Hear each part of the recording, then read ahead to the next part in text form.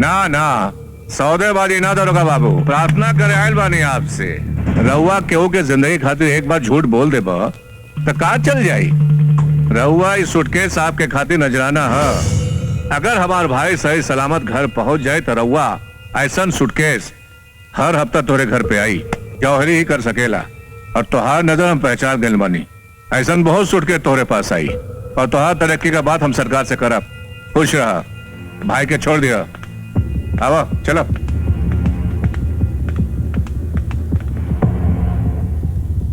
ली साहब, बहुत अच्छी रिकॉर्डिंग भइल बा।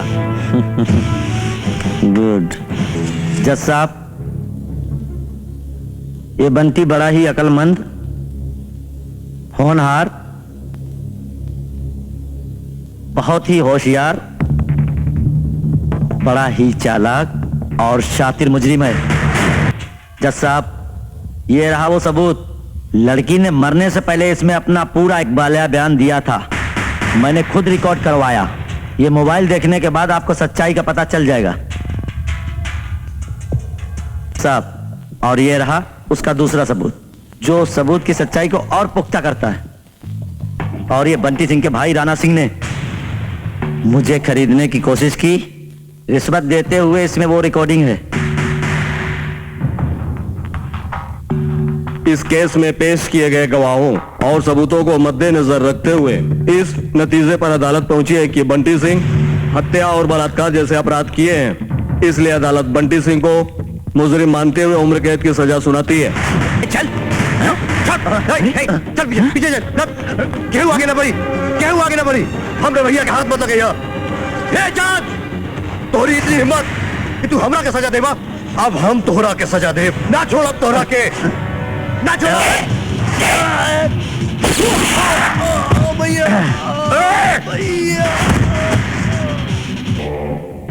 एक थानेदार ने अपनी वर्दी का नाजायज फायदा उठाकर भरी अदालत के सामने एक आदमी का खून कर दिया और आप खामोश हैं। इंस्पेक्टर, इसने सिर्फ निशाना लगाया था, गोली चलाई नहीं थी। आप उसके हाथ पैर पर भी गोली मार सकते थे। मेरा मानना है आपने इस अदालत की तौहीन की है। एक ऐसे काबिल अफसर से ऐसी हरकत की उम्मीद कतई नहीं थी।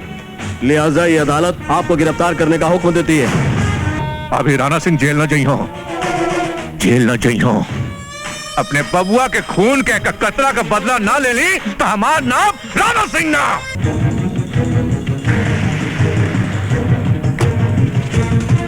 अरे क्या हुआ तू लोग? काहे को सज्जाद बड़ा?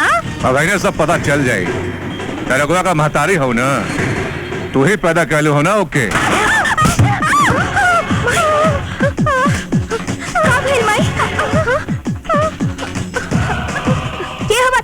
यमदूत, तू लोगन खातिर काल बन के आयल बानी। वो दरोगा बड़ा हीरो बनेला ना। आज के बाद अपन चेहरा देख के घबराई। हमार भैया के ऐसन वैसन कुछ मत का, नहीं तो उछाल आ जाए। बलात्कार का केस लड़े का बड़ा शौक है ओकरा के। अब ओकरा के पता चले कि बलात्कार कैसे कियल जाला। का बोला तू? छोड़ दे कभी ना, छोड़ मेरे बिटिया के, छोड़ मेरे बिटिया के।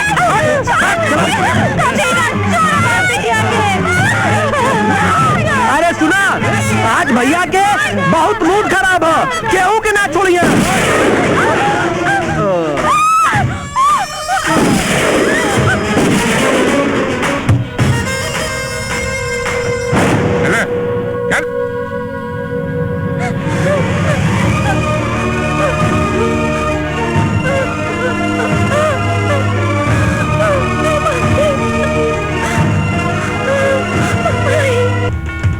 नहीं आई जी साहब, एक पैग और पिए। ना भोरनाथ ना, अब ना पियब, रहे दा। आज हमार गृह मंत्री जी के यहाँ पार्टी बा और वहाँ बहुत वीआईपी लोग आ रहल बाड़न। अगर हम उनके साथ दारू न पियब तो लोग बुरा मान जाइए। ये खातिर हम चलत है भंवर। पीले भंवरनाथ, पीले खूब बढ़िया से पीले। आज इतना जी भर के पीले, कसर नहीं रे, काहे की पता नहीं फिर मौका मिले ना मिले। उहे खातिर के तोहरे एक एक जुर्म के गिन गिन के हिसाब कर सकी। धमकी जितना आसान होला बबुआ, मौत उतना आसान ना होला बबुआ। एक शर्त बा। तो हर शर्त मंजूर बा भैया। माफ कर दा भैया। सुनीला कि तू दारू पिए में बहुत माहिर बड़ा। पीले हैं भैया। हाँ। सीधा बैठ जा। कितना दारू पी सकेला? 1 बोतल। बस? 2 गो। बस? 3-4 गो। केवल 4 गो? जितना काबू होता ना पी ले, पर माफ कर दा भैया। 6 बोतल। हमारा मंजूर बा भैया। अगर तू 6 बोतल दारू पी गईला तो हम तो के माफ कर दे। हमरा के सब मंजूर बा भैया। टाइम शुरू होता है अब।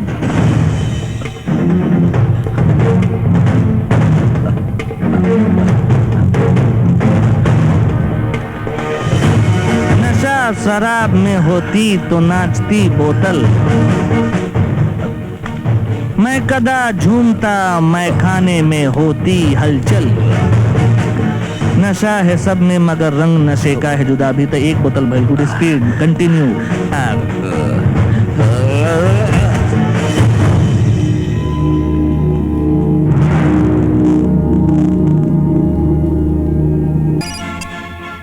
हाँ कविता। सा भावनाथ के खून हो गइल बा। का? कब? कैसे? सर ये आत्महत्या के कोनो कारण न बुझाता। बोल। देखिए भाई साहब, आपकी जान को खतरा है। का बकता रे? आईजी और भानु प्रताप मिलके आपको भंवरनाथ की तरह निपटा देना चाहते हैं। साजिश बहुत गहरी है। जितना जल्दी हो यहाँ से सरक लीजिए बस। Thank you.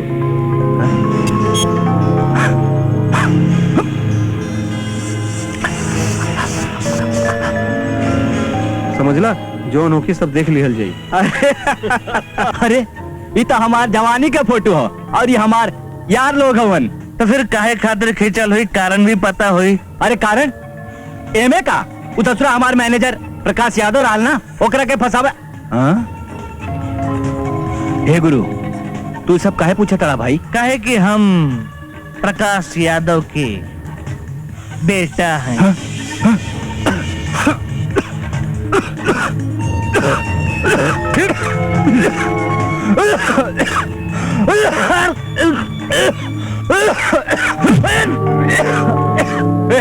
पुछ दे दाम रखे।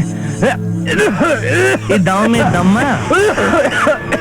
चल तू ले ले ले ले। अरे मुंह ठीक से बाओ। हम तारा हाथ जोड़ता नहीं। अरे सारे यहाँ करतन थे, ये काय बाबा करतन रे? हे भाई ते हमरा के मार दे, मार दे। अरे छोड़ दे रे भाई। चलो जान निकल जाए, जान निकल जाए रे। ले ला, जा जा जा जा जा जा।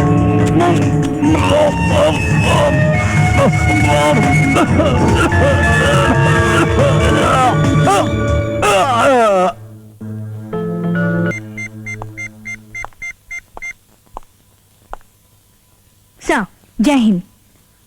सर भैरवनाथ और ज्वाला प्रसाद के कातिल के पता चल गई बा। हाँ सर, हम पक्का सबूत लेके आपके पास आ रहल बानी। अब भाई थैंक यू सर। जय हिंद। हम ही मरनी भंवरनाथ के और हम ही मरनी ज्वाला प्रसाद के। इतनी शराब पी लेनी कि शराब पी के भंवरनाथ बेहोश हो गए, तब उनका के नहाए खाते बाथटब में डाल देनी। बात तो याद रखे के चाहिए कि जहाँ से तू लोग के सोच खत्म हुई, वहाँ से लखन की सोच शुरू हुई। भानु प्रताप, ज्यादा दिमाग चलावे के जरूरत नहीं खे। ई जौन दोनों मौत भइल बा, ई एक्सीडेंटल डेथ ह। ई कोनो एक्सीडेंट नहीं है। अरे मर्डर। अरे भानु प्रताप, हमारा दोस्ती पे तोहरा के भरोसा बा कि ना? चल दोस्ती यानी के चल ले बे। ससुर तू जाके भंवर से मिलने, वो मर गई। ज्वाला से मिलने, वो ससुर मुंह आ गई। अरे तारा से कुछ ना हो, क्या बोल रहा? अभी बतावा कि फोन काहे केले रहला? अरे भाई, फोन तक ले रही मदद मांगे खातिर, लेकिन अब जब मदद खुदे चल के हमारा पास आ रहल बा, अब सब चिंता उड़ गई। पहले ही बताई कि आप आ कब रहल बन? अच्छा ये बतावा कितना जल्दी रैली और हमारी सुरक्षा का व्यवस्था कर सकेला? 4 घंटा में। 12 घंटा देली तोरा के, कल पहुंच जाए। ठीक बात शेर बहादुर जी, आप आ जाए। बहादुर जिंदाबाद शेर बहादुर जिंदाबाद शेर बहादुर जिंदाबाद शेर बहादुर जिंदाबाद शेर बहादुर जिंदाबाद शेर बहादुर जिंदाबाद शेर बहादुर जिंदाबाद शेर बहादुर जिंदाबाद शेर बहादुर जिंदाबाद शेर बहादुर राणा जी क्या बात है। पीछे माला पीछे पहनाओ। राणा सिंह पकड़ा। भाइयों और बहनों और दोस्तों, आप लोगों ने जो मान सम्मान और समर्थन हमरा के दिला, हमारा दिल एकदम गदगद हो गई। रउआ लोगन के स्वागत से आप लोगन के तारीफ खातिर हमरा पास कोनो शब्द नहीं थे। अरे भाई, चुनाव का टाइम आ गया है, नेता लोग टरटरा रहे हैं। चलो बैठो। हम इस क्षेत्र में आयल बानी, हमार हाथ के मजबूत करा। भैया राणा सिंह हम एगो किसान का बच्चा हैं। आप लोगन का समस्या सब समझीला। रउआ लोगन एक बार हमारा हाथ मजबूत करा, सब समस्या दूर हो जाई। इस क्षेत्र में लेकिन खातिर कोनो कॉलेज देखे, हम एक डिग्री कॉलेज खोलब। का हो, कौन है ये? उहे राणा जिक्रे खातिर हमार 7 साल बर्बाद हो गई। कोनो चीज की समस्या न रही, हर आदमी खुश रही, सब कुछ मिली। भैया ये उहे राणा सिंह हा। खाली हमारा हाथ मजबूत करा। हमरा के भरोसा हो कि तू लोग हमारा हाथ मजबूत करबो। शेर बहादुर एक साथे दूगो शिकार का मतलब? बगल में जोन खड़ा बाटे वो हमार दुश्मन बा, वो हमार शिकार है भानु प्रताप। ओ यही जे दोनों के वो दिन से लेके आज तक हम एकरा के ढूंढत रहली। आज वो दिन आ गइल बा, उकरा के जिंदा ना छोड़ब, जान से मार दे। आज दोनों को यही जे समाप्त हो जाई। चल नहीं भाई, आज ये जगह पे कविता के ड्यूटी बाटे, सुरक्षा के सारा जिम्मेदारी ओकरे ऊपर बाटे। हाँ चला चला आराम कर ले जाओ। नमस्ते। यह सब ठीक हो जाए। हाँ बोला जी साहब। अरे बोले के समय आपके बाद शेर बहादुर जी, कोनो तकलीफ तो ना भइल?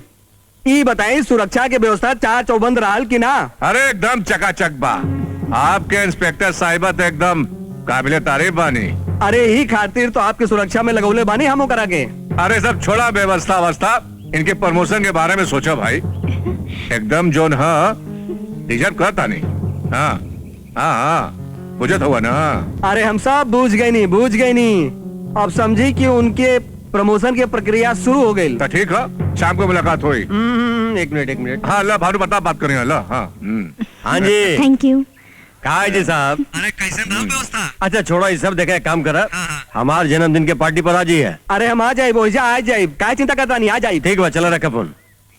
लाओ आवा चला आराम कर। चल जाए। ठीक बा, हम लोग के बदले की आग में होकर जिंदगी न जले के चाहिए। चला। इका कहता नहीं सर, आप जैसे अफसर के ये बात बिल्कुल शोभा नहीं की देत। अरे हम अफसर बहनी तो का भइल? का हमरा लगे दिल नहीं खे? का हम इंसान ना ही? हमरे एक भावना नहीं खे? अरे ये दुनिया के वसूल हो कि कुछ पावे खातिर कुछ खोवे के पड़ेला। आज तू हमरा के सलूट मारेलू, तनी सोचा काल तोहरा के तोहरा जैसन अफसर जब सलूट मरी हैं और तोहार प्रमोशन हो जाई तो तोहार घरे वाले कितना खुश हुई हैं। अब बदले में क्या चाहिए हमके? सिर्फ तोहार 10 मिनट। अरे रिसिया मत रानी, रिसिया मत। आज आज आज तो वो खुश, हम हो खुश। अरे रानी, आज जवानी के 10 मिनट हमें तो दे दो।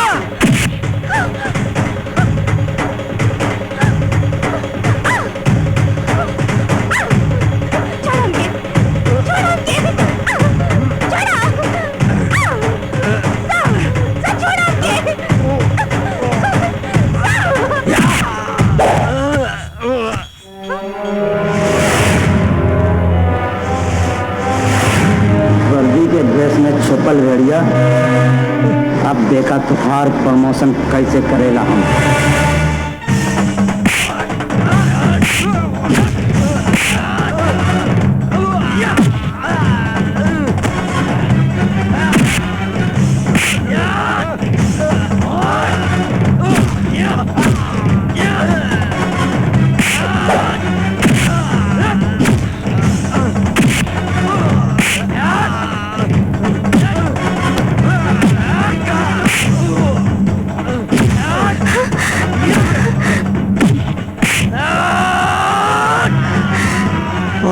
में छुपल भेड़िया, तोरा के तो हम जान से मार दे। तोरे के दिए के हक नहीं के। रवि छोड़ दो। अगर इनके अंदर गैरत होगी तो खुदे मर जाए। ना छोड़ा भी करा के हम जान से मार दे। हमार कसम। छोड़ दो, चलो चलो।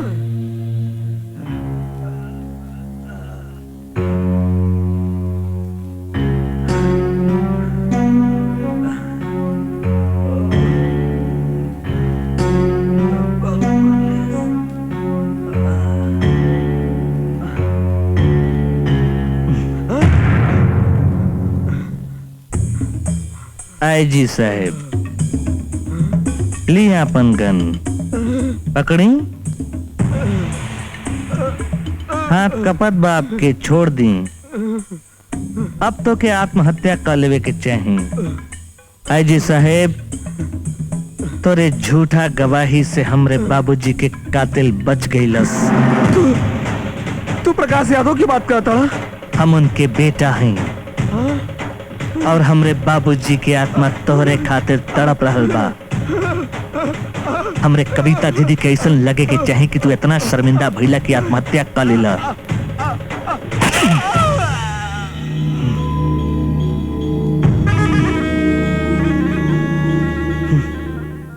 Happy birthday to you, happy birthday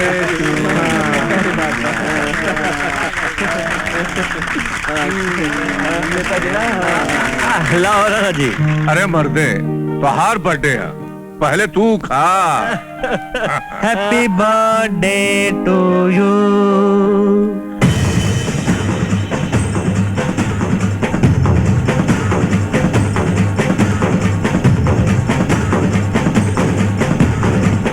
वाह मिस्टर भानु प्रताप, आपके जन्मदिन बहुत मुबारक हो।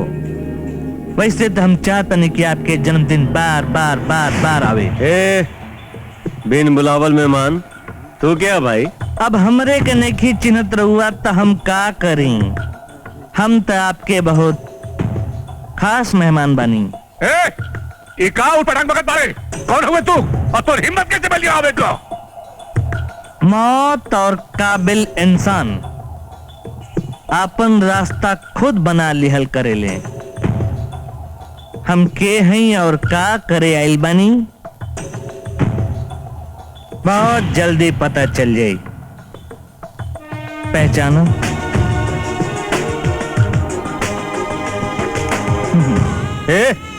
अरे भांग वांग खा के बड़े करे। अरे ये तो हमने चारों दोस्तन के फोटो है। इस तस्वीर के पीछे एगो कहानी भी लिखल बाटे। याद होई आपके ऐसन हम आशा करत हैं भानु प्रताप। ढेर जोड़ मत डाला, फाट जाई, दिमकवा ब्लास्ट हो जाई। हम बता देते हैं, आज के 15 साल 3 महीना पहले एगो बच्चा के जन्मदिन रहे भानु प्रताप, और तू तीनों दोस्त। ओए! अरे तू प्रकाश यादव के बेटवा का रे? बदकिस्मती से यही सच बा, लेकिन आज तो हर जन्मदिन तोरे मरण दिन में तब्दील हो जाए। ना बचवा ना, ऐसन गलती मत करी है। ये हमार दोस्त था और एक खातिर हम अपन जान दे सकीला। यह खोपड़िया उड़ाई और कफन पहना दी पोके। ना राणा सिंह, और ऊ कफन का होई जिकरा के 7 सालन से हम अपने सीने में छुपा के रख ले बानी। ये कौन गिधड़ हरे? सही मुहावरा है, गिधड़ का मौत आवेला तो शहर की ओर भागेला। तू ठीक जगह आइले है। गौर से देखा, हम गीदड़ ना शेर हूँ ही शेर। जिकरा के खौफ से तू 7 सालन से यहाँ के वहां भागत रहला। कुछ याद आइल? कहीं तू इंस्पेक्टर रवि प्रताप तो नहीं खा? अच्छा, नाम तो याद है, ता काम भी याद होई। बहुत प्यार है ना भानु प्रताप से, है ना? तो आज उकरा मरण दिन हा, तो हार मरण दिन भी आज ही होई। तैयार हो जा राणा।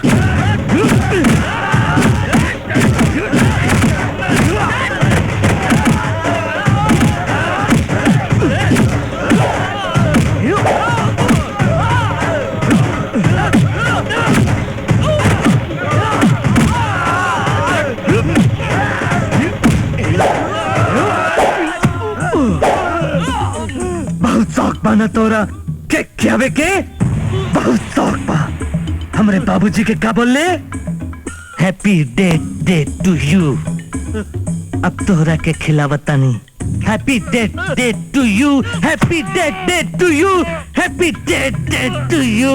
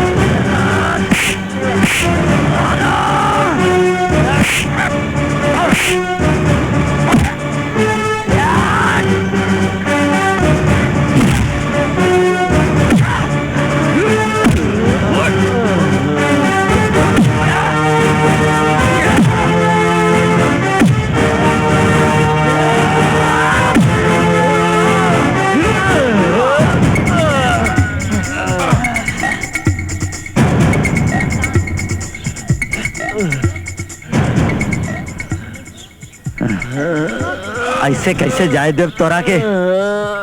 कितना बरसन से तोरा इंतजार करत बानी। आज हरे साहब तोहार मौत से होई।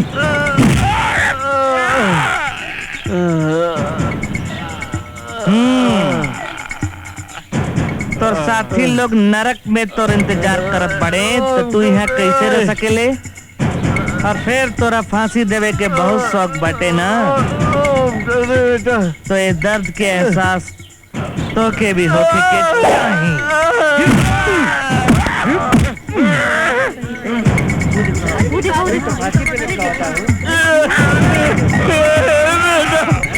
तोरा गलत बानी हो गया।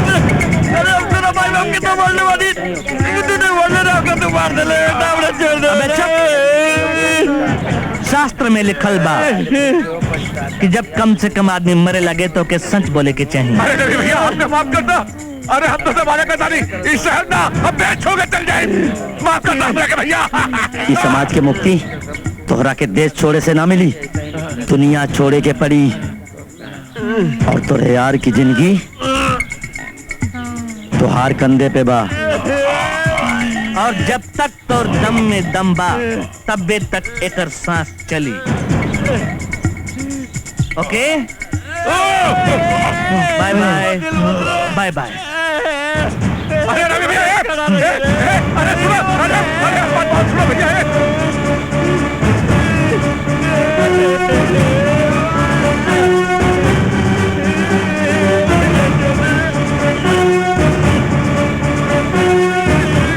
अरे नहीं भैया,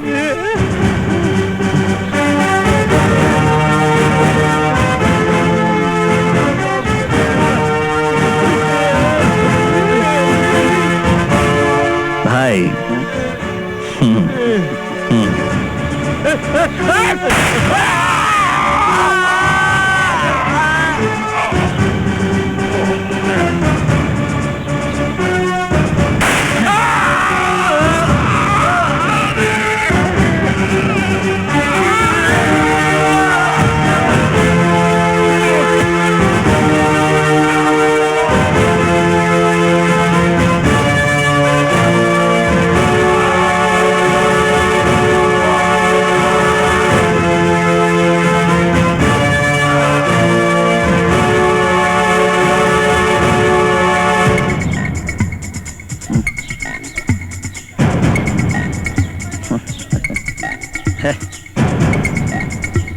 चला।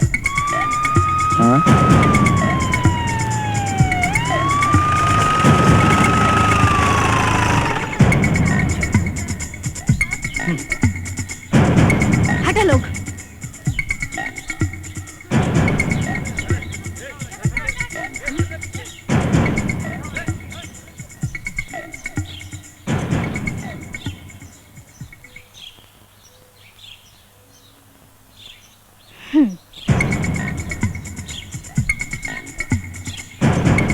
कानून वाली मैडम, कानून फिर से लेट हो गई। 2 गो 3 गो 4 गो के अपराधी मार के एकनी के भाग गई। बाकी अपराधी तो हमारा सामने खड़ा बा। ला, माइंड योर लैंग्वेज मैडम। जब तक जुर्म साबित ना हो जाला तब तक केहू के अपराधी कहल कानून के खिलाफ होला। सही बोला भाई। अब हमरा के कानून तू लोग सिखेबा। यहाँ जे लोग मौजूद बा आना बड़े का। आनंद नहीं तो जौन लोग देख ले बा उहे न बोली। पूछ ला, पूछ ला।